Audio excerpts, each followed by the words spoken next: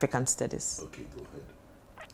I remember on the first day of orientation, Mr. Yanka, Kojo Yanka, Yes. he's a founder of the institution, came over and asked us, so why are you here? And then but I think the second question spoke to me. So how do you want to be remembered in Africa? I was a bit broad. I'd never encountered such questions. Although I used to ask a lot of questions. Growing up as a child, I was one of those children who was asking, why is the sky blue? And why is the sunflower yellow? I remember very clearly asking that question. I'm yet to find answers to some of the questions I asked, but I think that particular question of why are you here and how do you want to be remembered in Africa? I still think about it, but we did write answers on sheets of paper. He told us he would release that to us, I think, in 10 years. So we received a call to have a meeting. That was 2 years ago. And I think we haven't, unfortunately, have had a group put together, our entire year group, to receive feedback on whatever we sent, and then we'll have a conversation on it. But I would like to get back to that question: how do I want to be remembered in Africa, and how I answered that whilst being in AUCC. So in AUCC, the theme of the university is Discover Yourself from Here. I think that was one of the best experiences of my life, where I thoroughly discovered myself. Those were the years I was asking questions like, who is God?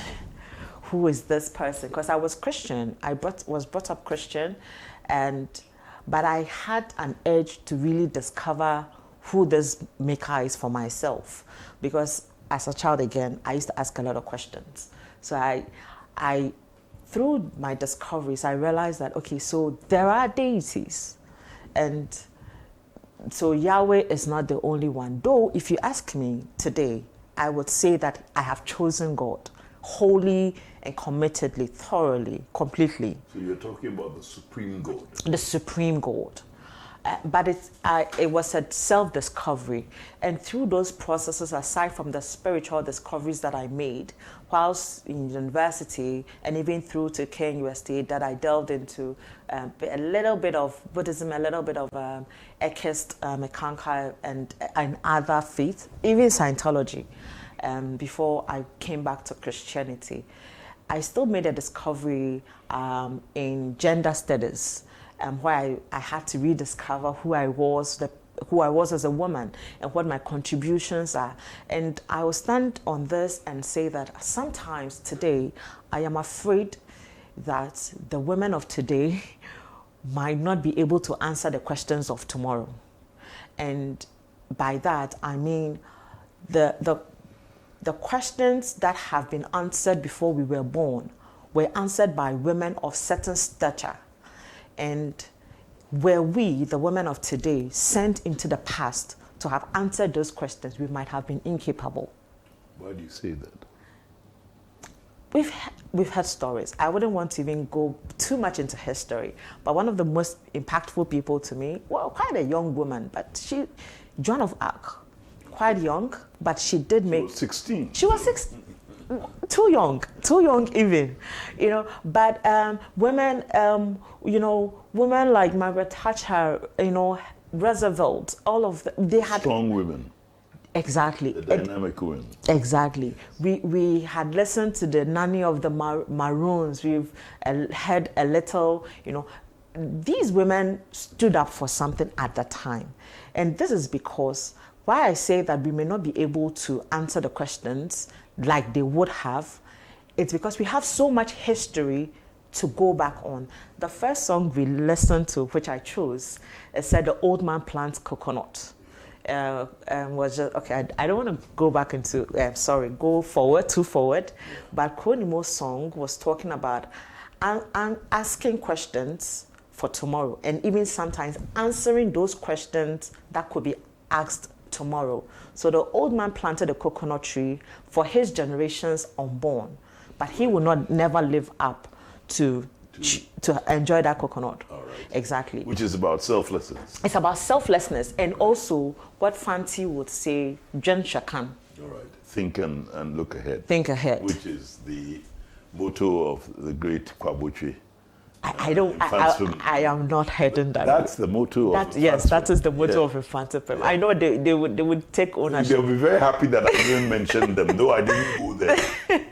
But it's an old adage, or Yes. it's a old fancy adage, Jen Shakan. Yeah. And because I say this only because I know we can foretell that, okay, where we are headed to, certain questions will be asked of us, and we would need certain characters to be able to withstand the pressures and be able to effect its answers. The young woman of today, and I don't know if I hope I'm not digressing, but the young woman of today is not to say that is not equipped adequately would be wrong. I'd wanted to say that, but again, because there's history, so much history behind us. So because when you know where you come with the past, it gives you so much information about what can be done, because you understand now what could have been and what had been done. And so knowing all that we know now, I think we are doing a disservice. And sometimes I'm afraid my grandmother will be... Why do you say that? Because I find young ladies of today, a lot of them, very impressive because they know what they want. They do. And the thing is, I believe that you're bombarded with so much information and you don't have the time to sit down and analyze it. And so sometimes it becomes all over the place. Confusion, yeah. But yes. I think that the young ladies of today are doing magnificently well, and it's just a matter of focus for them. That is it. Yeah. Thank you, Mr. Fritz. That is it. It's a matter of focus. Having an idea, knowing self, knowing where you are headed to, and then making a decision. So now I think that it's back to what you said. It's because there are far too many choices available. And probably because the women of the past did not have as many choices, but so they had to make their choices. Due to their circumstances, they were able to make hard, tough decisions. But now, it's as though we have too much to our disposal, and so we are becoming a little too relaxed and complacent. Exactly. And so we are not able to make the tough decisions that we need to make. That is the only difference. And it's not as though we are incapable. I think I am a remarkable woman. I think so. I'm glad of your confidence. And I have met quite a number of women who are fantastic. I met Lady Sheila Fuseni. She is probably one of the best artists I have met. And she's doing some fantastic works of art. She's a mixed media, so she does both sculpture, fine art, painting, and she's just out of this world. And I'm hoping and praying that one day somebody will discover all of this. So yeah, they are fantastic women. Now, your story. Yes. We were talking about you went to AUCC. And I discovered myself. And then you went to... KUST. And what did you go to do KUST? Well, KUST was a continuation of what I had experienced in AUCC, where I read African Studies. One of the most impactful people that I had met was Kabu Okine-Davis, yes. Dr. Okine-Davis, late. In Australia, I think, or he died? He died not too long ago. Oh, yes, he died in Australia, actually. Yeah. Yes, and I think I discovered that part of me, the whole cultural sensitivity and awareness and knowledge. I think through time, I was birthing that. And it when was... When you talk about culture, you're talking about Ghanaian culture. Ghanaian culture. Various aspects of culture, and even about self-identity. Right. The thing is, I'm going to interrupt you now. Right. You are a poet, and you've written a poem that I want you to say now, and then we can continue. So Please go ahead on that. Okay, This is APPREY poet. Thank you.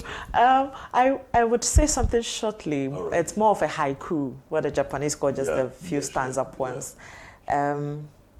We, the women of our race, hailing from vast, distant places, we do not yield to fruitless embrace, careful not to be such disgrace to our generation's face.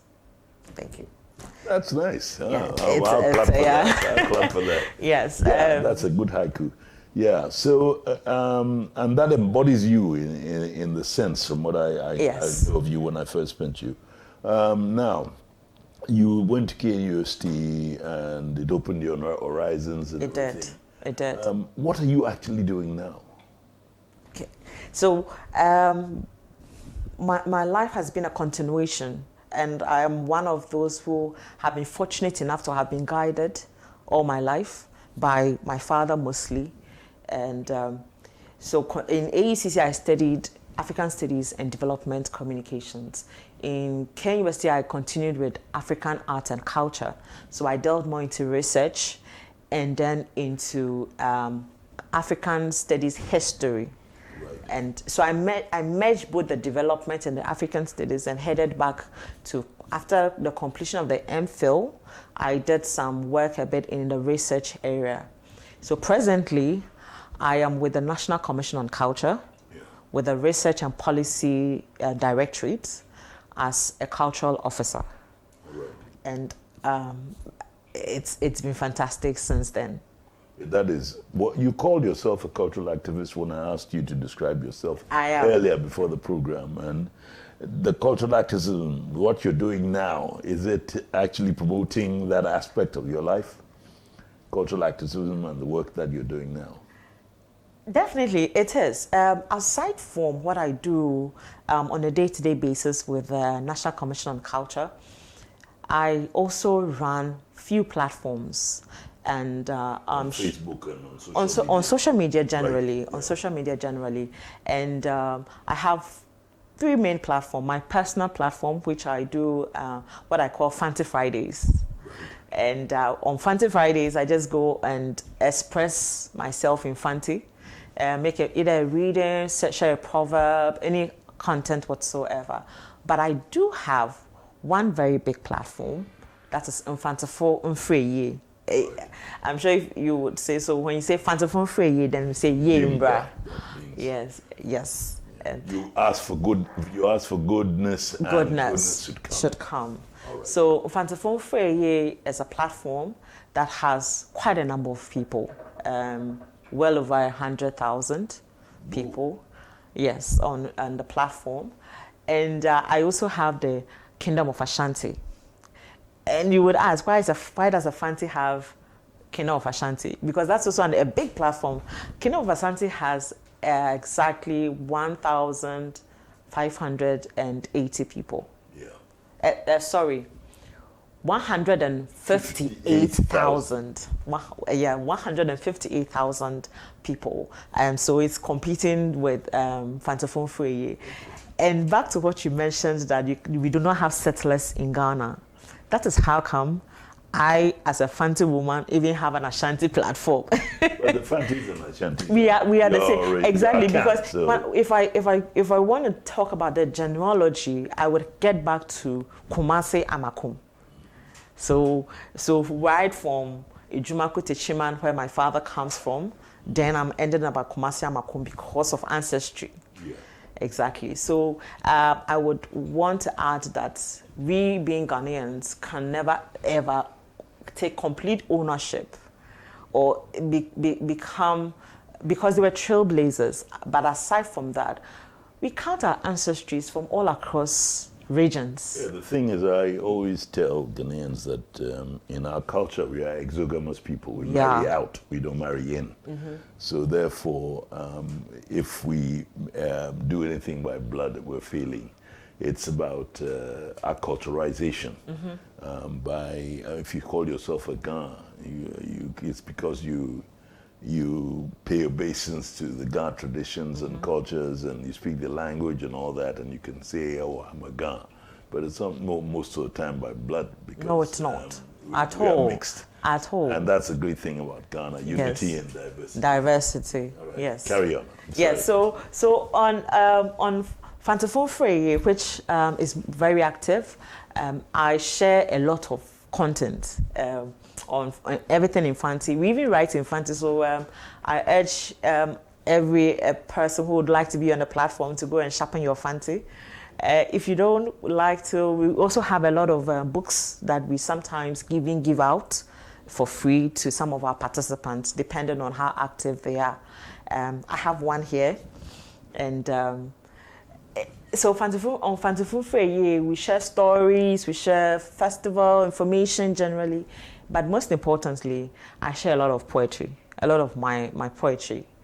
Sometimes to some from other Ghanaian Fanti authors. Can I read one of my poems? Yes. Thank you. So I have here one of my favorite poems. This is not mine. This is, I think, Kwabena Jete. Yes, this is Kwabena Jete. And he titles this, Wonfa Samno Nkwa Himfie. I will tell you why it's one of my favorite, but it is from his book, Awo Makumem. He says, Wonfa asam no nkwa ahemfie. Mba akantam egwebusua do. Wonfa asam no nkwa ahemfie. Na abegwafo no beza asam no. Wonfa asam no nkwa ahemfie. Hena ahemfie wo asopapa. Wonfa asam no nkwa ahemfie o.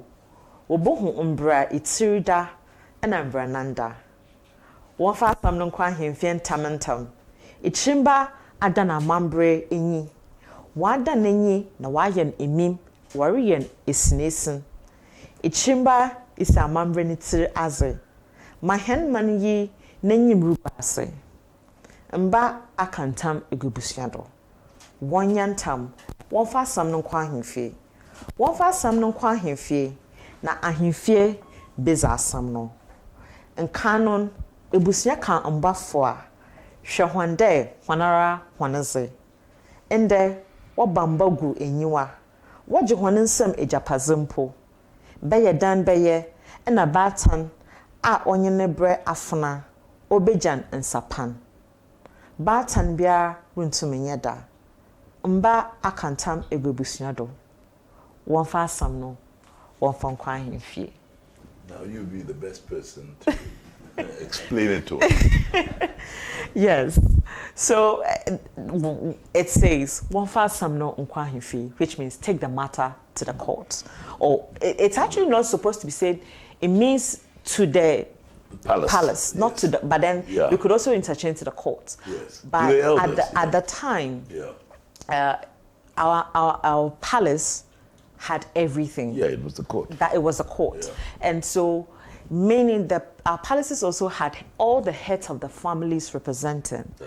And it gets back to what we were talking about, that we are all one. So when you get to the palace and you take your matter there, just like in Solomon, he would adjudicate, and take, for instance, the question that he mentioned, Obeye dan beye nabatan, obeja namba and sapan.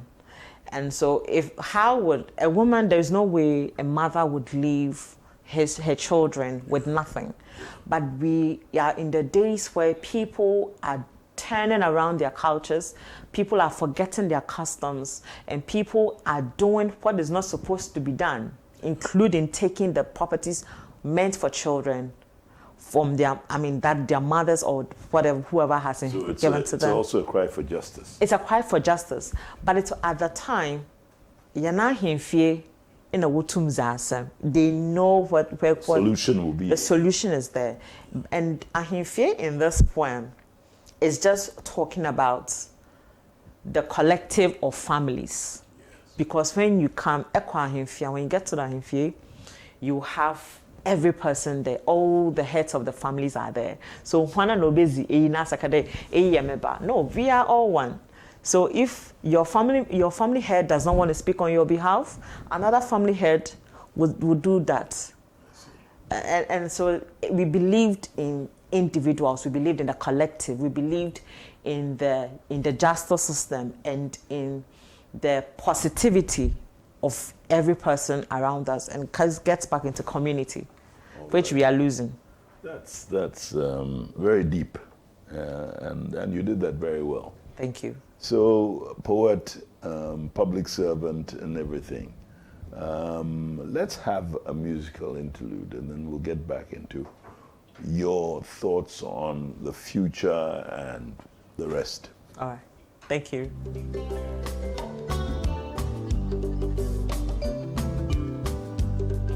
It's your lifestyle, leisure, and business radio.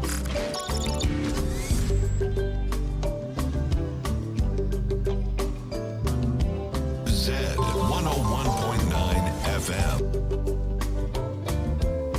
Call me broken hearted. Come to Jesus now. Come ye who hunger. Come to Jesus now. Come ye broken hearted. Come to Jesus now. Ye who thirst after righteousness. Come to Jesus now. He's the bread of life, the living water. Come to Jesus now. He's the bread of life, the living water. Come to Jesus now. Ready? We see, yes, we are about it. Yes, we are about it. We see, yes, we are about it. Yes, we are about it. Mais sans bien embêter, Pino. Mais sans bien embêter, Pino. Mais sans bien embêter, Pino. Mais sans bien embêter, Pino. Mais sans bien embêter, Pino. It's your lifestyle, leisure, and business radio. Mais sans bien embêter, Pino. Mais si, yes, we are about it. Yes, we are about it. Mais si, yes, we are about it. Yes, we are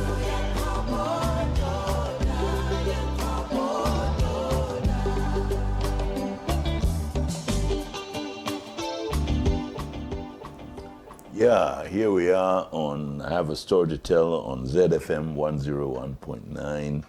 My name is Fritz Baffour, and I have in the hot seat the vivacious and dynamic EFUA APPREY, a cultural activist, a public servant, a poet, an artist.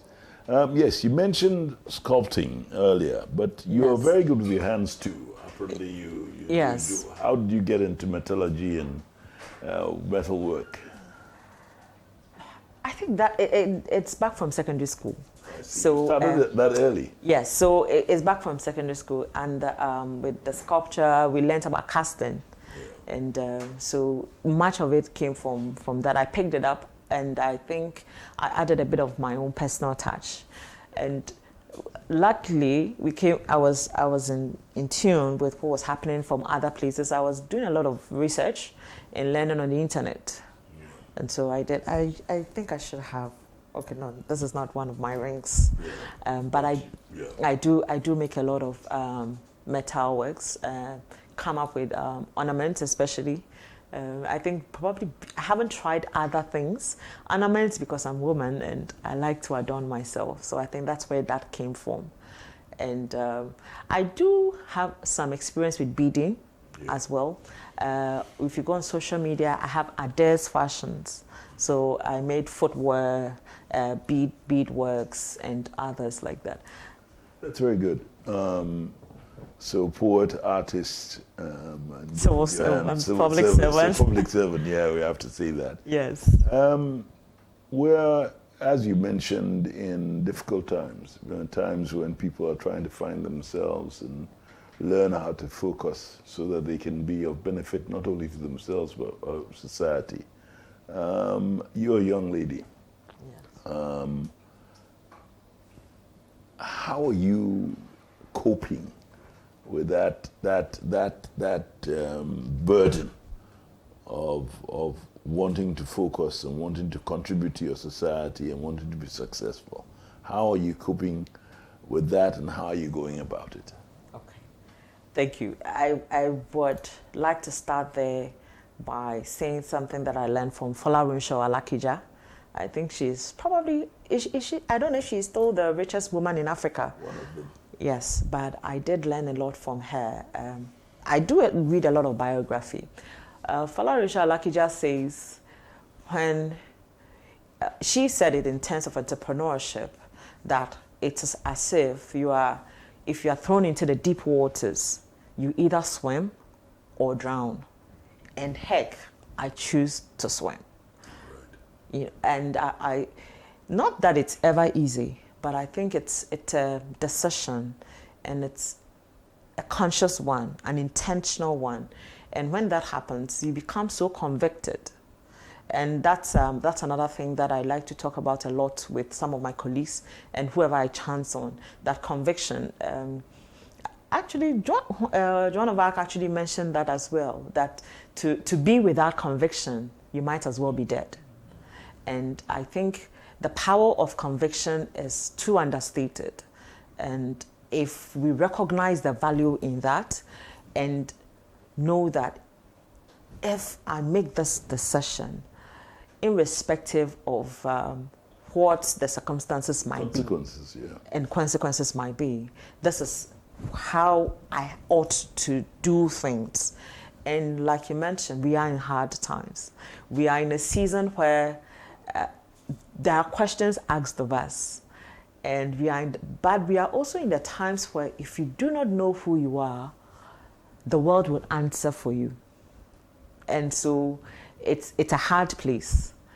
And it still gets back to becoming conscious of oneself, being consistently and being consciously self-aware. So you believe that culture, the knowledge of your culture is very important to your being. That it is. Not only, it's actually the very essence of your being. Because if you do not know who you are, like I mentioned, the world would answer for you. We live in an age where too much is available. But Ghanaians, they don't know who they are. From your point of view, well, I don't want to make a general comment, but I believe that's what I seek to do. We have a lot of problems with adjusting to the new world, the world out there. That is very true. Globalization has come in. We're getting influences from all over the world. I think we're not ready for that. Okay, now tell me why. I personally would say that Ghana was not ready to be part of the global village, as we call it. Why? Okay, I say this bearing in mind that I'm still fairly young. I'm young. Yes, you are young. But going back in history, you would recognize that a lot had happened, and even if I could remember in the last 2 decades, I mean, there was a time where I asked myself, what is the Ghanaian dream? They once asked us, of course I'd heard once, actually, a colleague wanted to list himself on American visa lottery. Yes. And then he was so eager about it. He would come to class and talk about it, visa lottery, getting out of the country. And I even see that till date, that is still something that we are very eager to do. Not that it is wrong, I'm not criticizing it whatsoever, but I recognize that it's as though we think that there is prosperity elsewhere, that we'd never... Green grasses on the other side. The greener grasses are on the other side. And so if I realize that if the questions of yesterday we are still not being answered today, and if we are as eager about following up what is foreign in 2 decades ago, and we are still pursuing that even now, then I recognize that there's a problem, and that's something that I personally see, and even from research, I could share with you some of my discoveries, that we haven't yet recognized that I am the Ghana that I seek to find. So if there's ever a change, it would begin with me. Not that we shouldn't travel, but what is now, we are seeking for the American dream, because I've read about the American dream, so I think it is there. There is an identity of a sort. But now, if I ask, what is the Ghanaian identity? What is the Ghanaian dream? If I ask the average youth like myself these questions, what's the Ghana that you see? We signed up for AU 2026, the Africa we want. And these are some of the questions I pose, especially on my social media platforms. So what is the Ghana you want? What is the Africa you want to see? And most of the time, they exempt themselves from the answers and from the solution. And that's when I recognize that there is a glitch. There is some sort of divide, and that there is a need for that, bridging that gap. I find what I do quite beneficial in that area. And so I don't take my task at work trivial. I take, it's a passion. It's both driven by knowledge, but also driven by a passion. It's a very spiritual, from a very spiritual place. I would say that it's from a very spiritual place, and because this same passion had taken me to so many places, and this same passion had given me opportunities to do so many things. I even didn't mention about my stint with the Ghana's Most Beautiful. And this same passion took me there, because for culture and for education. You represented the Central region. Yes, Ghana's Most my only region. Yes, the Central region. Yeah. And so this passion took me there, and I realized that even going back in time in 2012, the education that we were doing at that time is still relevant today, which means that there's still a gap. And that is what NCC seeks to do, the National Commission on Culture, and my directorate personally, and what I do on both at work and on social media, to seek to educate people, to seek to, more like what Socrates does, ask questions, and hoping that in answering these questions, you would arrive at some sort of, discovery.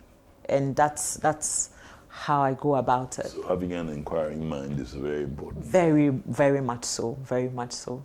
Yeah. So you've reached, you're doing something very solid at the moment, both privately and officially. Personally, yeah. What does the future hold for you?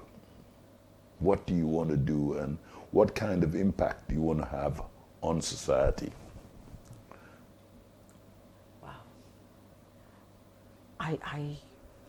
That's a big one. Because when it comes to impact, I wish I could measure it.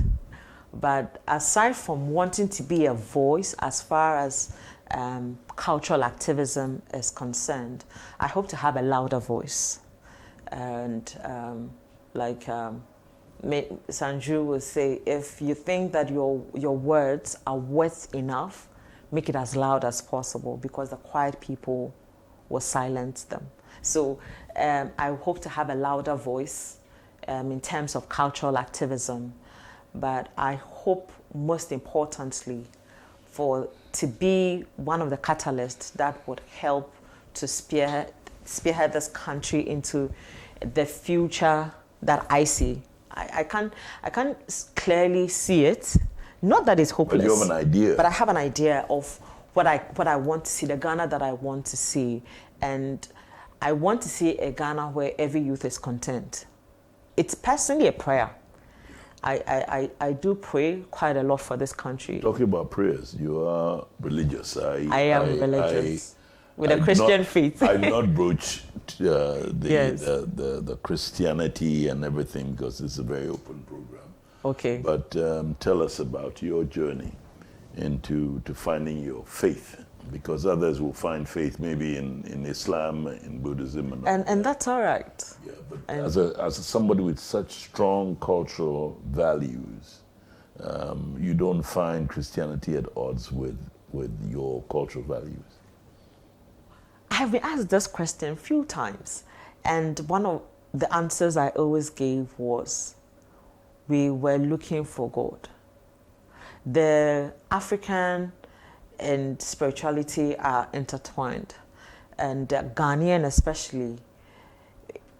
When we said if so we believe he's everywhere, and we knew that there was a supreme being, but we couldn't find one specific one to say this is him, this is her. And I discovered for myself that okay, then if we were aware of all of these, that okay, there is someone there, I think then that's much like what the Greeks did in the Bible. They said they put a stone and put an epitaph and said to the unknown God. So I find that possibly this is the unknown God that our ancestors were looking for, because I find a lot of similarity. I think that when you look into our various traditional religious practices, that we found God. We did. But maybe it's the way that others would want to search for that God. But that is my opinion. And we this did, is your story. But we did. Not that we didn't know God at all. Not at all. History will let you know. We knew who God was, but we had tutelary spirits. So that's what we did. That's what we had to say. Because there was a supreme one that we couldn't have gone to directly, so we had mediums and intercessors. And these intercessors were powerful, maybe not as equally as powerful as the supreme being, but they were powerful. And so worshiping them was in essence worshiping a God. So then we did worship God, and we did know who God was. I quite remember one of my interaction with one Confutaria at the Besianse Shrine, and that's actually the Yasantwa Shrine in Ejoso Besianse. Yes. And in one of my research, and he said, well, he's not against Christianity, and he was rather the one who brought my attention to the similarities of our beliefs. And he even mentioned that he thinks, Bruni, something about the white man, in quotes, the Westerners, were easily persuaded us because we understood the essence of God, and we understood that there was a God. So when you were introducing us to it, it was nothing different. And that's when I realized, oh, that's true, because we did the same thing. In Judaism, there was still the sacrifice. We still understood that the highest form of sacrifice was a human sacrifice, which Jesus did. And so if we also now have Ahoba. Ahoba is a festival celebrated around the Gomoas of Fanti. And so Ejanho also sacrificed himself to cleanse his land. And so till date, we celebrate Ejanho, called Ahoba Festival. I don't see the distinction between that and what Jesus did. Amazing. You've really taken us through your story and your beliefs, very strong beliefs. It's amazing. Anybody who comes in and sits in this chair and talks, we want to go on and on and on, but we're limited to 1 hour, and I'm very grateful that you honored my invitation to come here. Thank you very much and talk for to us. extending it. This has been I Have a Story to Tell on ZFM 101.9 with Fritz Baffour. My guest has been EFUA APPREY. My team, there's Lydia, there's Mr. Aqua, and then there's DJ Wade. Excellent people. They've been really good to me. Next week is the last edition of this series, and we'll be having as our guest one of my greatest friends, Tommy Annan Forson. That will be the grand finale to this series, but we'll be back after the series. So make a date with us, same time, same dial, ZFM 101.9, and you'll have to have a chance to have a go at I Have a Story to Tell on 101.9. This is Fritz Baffour signing off.